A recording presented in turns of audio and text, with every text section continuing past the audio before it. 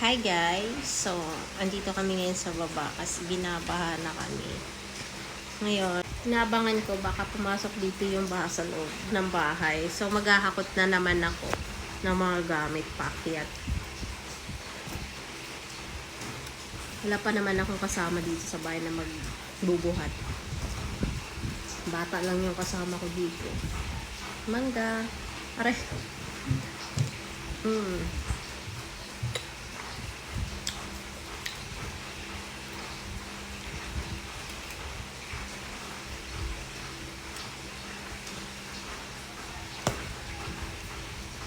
Hindi ko na mauubos.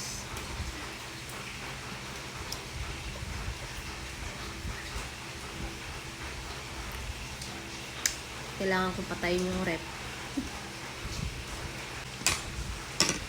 So, check natin kung nandito na nga ba sa loob ng bahay. Oh my G. So, andito na nga sa loob ng bahay.